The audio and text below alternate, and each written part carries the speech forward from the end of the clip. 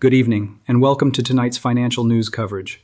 It is Thursday, March 5th, 2026, and while silver closed today at $82.39, a largely flat and uneventful session by most market measures, analysts are pointing to a development inside the United States legal system that they say carries profound implications for the value of the dollar and the trajectory of inflation in the months ahead.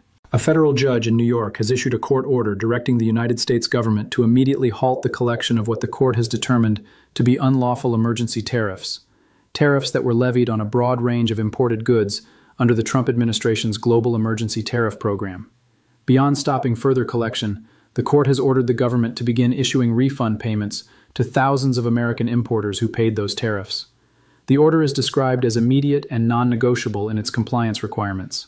The significance of this ruling, according to analysts tracking federal fiscal policy, extends well beyond the courtroom. The central question now being raised is how the United States Treasury, currently carrying $34 trillion in national debt and operating with a projected $2 trillion deficit for fiscal year 2026, intends to fund what analysts estimate could amount to billions of dollars in mandatory refund payments, and what the downstream consequences of that funding mechanism may be for inflation and dollar purchasing power. Analysts note that the Treasury does not maintain a reserve fund sufficient to absorb a settlement of this scale. With foreign central bank demand for U.S. Treasury bonds reported to have declined over the past 3 years, and with the Federal Reserve identified as a buyer of last resort, questions are being raised about whether debt monetization, the process by which the Federal Reserve purchases Treasury bonds using newly created money, may be the only viable path to compliance with the court order. To understand the full fiscal weight of this court ruling, it is necessary to examine the mathematics behind the potential refund obligation. Analysts note that Trump's Global Emergency Tariff Program imposed levies of 10, 15, and 25% on imports from a wide range of countries. The United States imports approximately $3.1 trillion worth of goods annually. Based on an estimated 6-month period during which the tariffs were active prior to the court's determination, that translates to approximately $1.55 trillion in taxable imports. At an average tariff rate of 15%, the government is estimated to have collected approximately $232 billion under the program. Analysts caution that not the entire sum will necessarily be refunded. Some importers pass the cost of the tariffs directly to consumers and are not expected to file for reimbursement. Others went out of business during the period and no longer exist as legal entities. Applying a conservative 50% refund rate to the total collected figure, analysts estimate that the Treasury faces an immediate obligation in the range of $116 billion.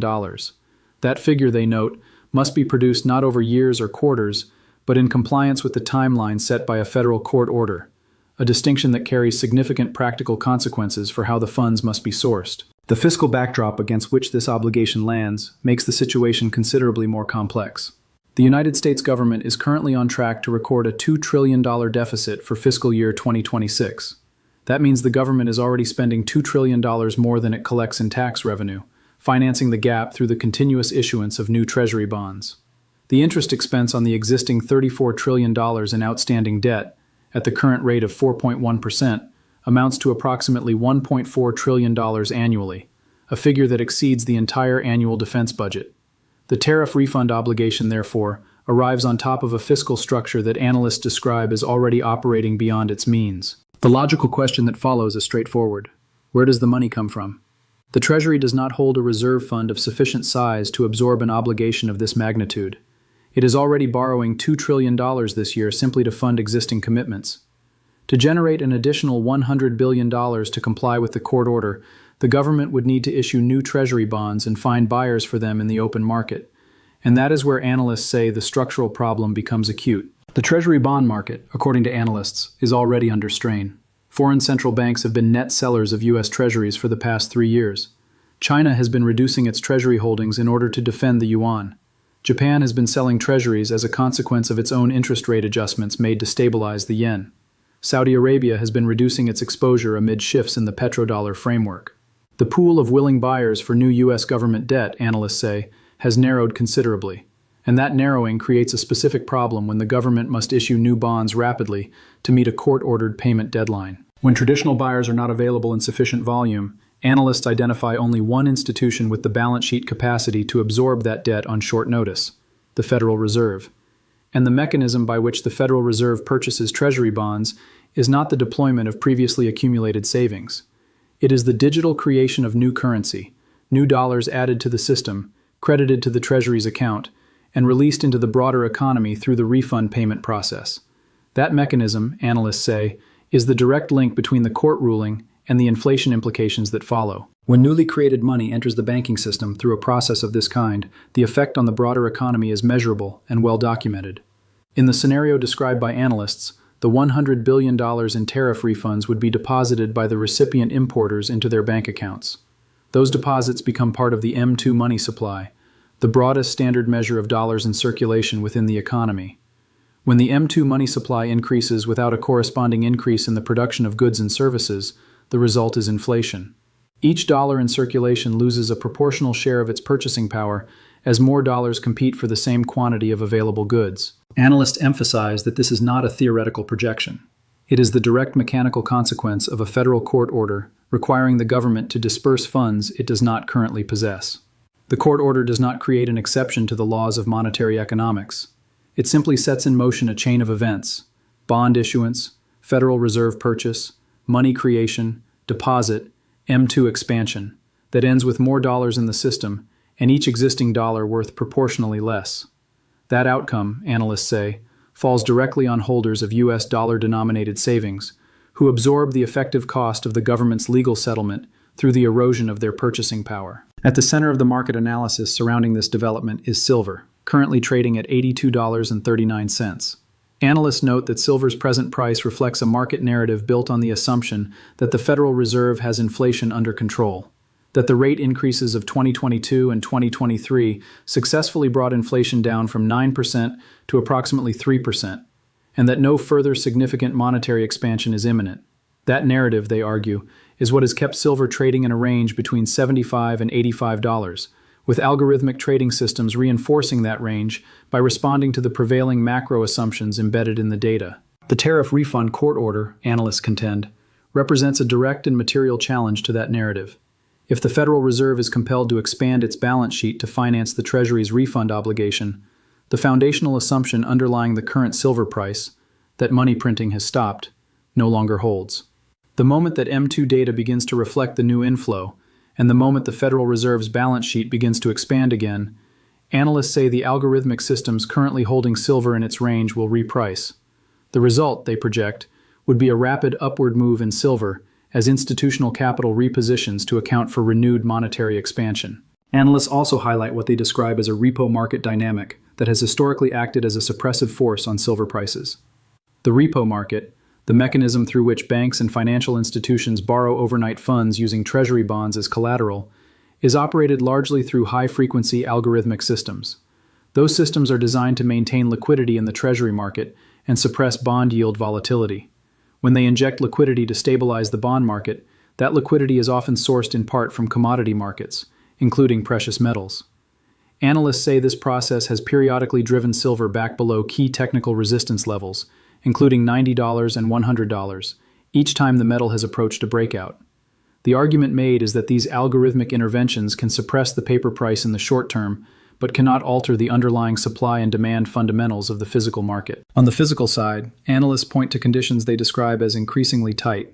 Reports from coin dealers indicate rising premiums, extended delivery timelines of up to 6 weeks, and declining inventory of silver eagles at retail locations.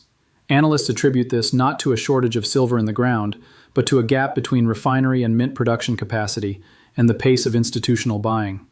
They note that while COMEX and exchange-traded fund inventory figures may appear adequate on paper, attempts to take physical delivery are reportedly resulting in cash settlements and delays, a condition they describe as symptomatic of a market where paper obligations significantly exceed available physical supply. The geopolitical dimension of this analysis involves the BRICS nations: Brazil, Russia, India, China, and South Africa, which analysts note have been accumulating gold reserves at an accelerating pace over the past several years.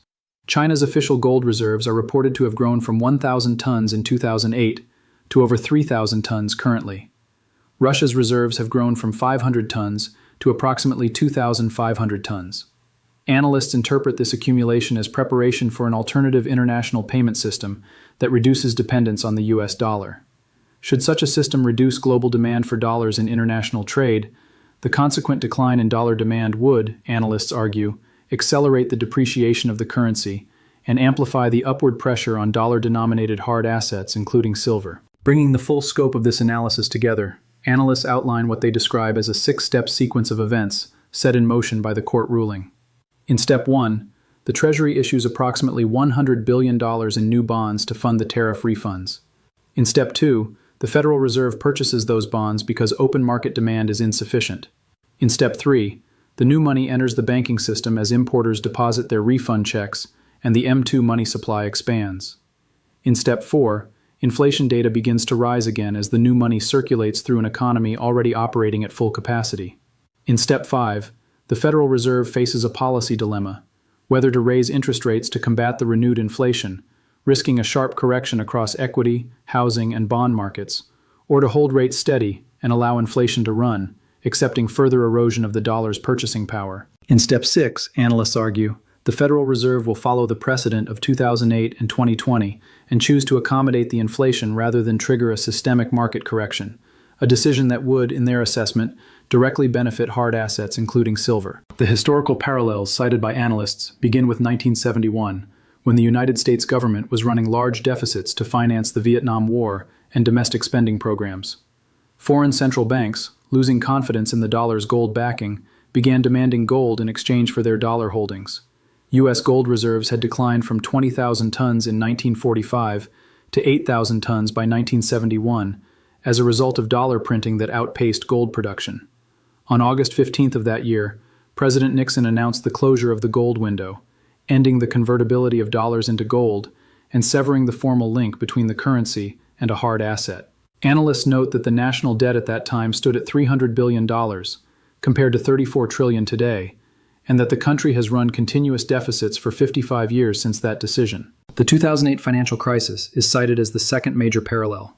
When the repo market froze following the collapse of Lehman Brothers, the Federal Reserve responded by printing $700 billion in emergency funds and subsequently expanding its balance sheet from $900 billion to $4.5 trillion through successive rounds of quantitative easing. By 2021, during the COVID-19 pandemic, the balance sheet had reached $9 trillion. Analysts note that the original commitment to unwind these emergency measures was never fully executed, and that the Fed currently holds approximately $7 trillion in assets, a figure it is described as reluctant to reduce further, given the system's dependence on that liquidity support. Against that historical backdrop, analysts frame the tariff refund court order as the next link in a chain of debt monetization events stretching back more than 5 decades. Each episode, they argue, has followed the same pattern: a fiscal emergency, a bond issuance, a Federal Reserve purchase, a money supply expansion, and an inflation consequence that falls disproportionately on holders of cash and fixed income instruments, while benefiting holders of hard assets. For the physical silver market specifically, analysts project that as refund payments enter the banking system and a portion of that capital flows into hard assets, demand pressure on an already constrained physical supply chain will intensify. With mints and refineries reported to be operating at capacity and dealer inventories running low, any meaningful increase in buying pressure is expected to widen premiums substantially, with some analysts suggesting silver eagles could trade at $15, $20, or $30 above the spot price. That premium expansion, they argue, would feed back into the spot price itself, as the COMEX would need to raise its reference price to incentivize holders of physical metal to bring supply back to market. The key data points that analysts say will signal the onset of this process are the Federal Reserve's balance sheet, which is updated weekly, the M2 money supply figures published monthly, and the Treasury's bond auction results, which provide real-time visibility into demand for new government debt. Analysts note that all reference data, including COMEX open interest, Federal Reserve balance sheet figures, Treasury auction data, and M2 money supply statistics, are publicly available through official government and exchange sources. In summary, a federal court in New York has ordered the United States government to immediately cease collecting emergency tariffs and to issue refund payments to importers who paid those tariffs under legal duress. The Treasury, carrying $34 trillion in debt and a $2 trillion annual deficit, does not hold sufficient reserves to fund that obligation independently. Analysts identify Federal Reserve debt monetization, the creation of new money to purchase Treasury bonds, as the most likely funding mechanism. That process, if it unfolds as described, would expand the M2 money supply, reignite inflationary pressure, and erode the purchasing power of the dollar. Silver, currently trading at $82.39, is identified by analysts as a primary beneficiary of that scenario, given its historical role as a hedge against currency debasement and monetary expansion. We will continue to monitor this story and bring you developments as they emerge. Thank you for watching, and stay with us for continuing coverage.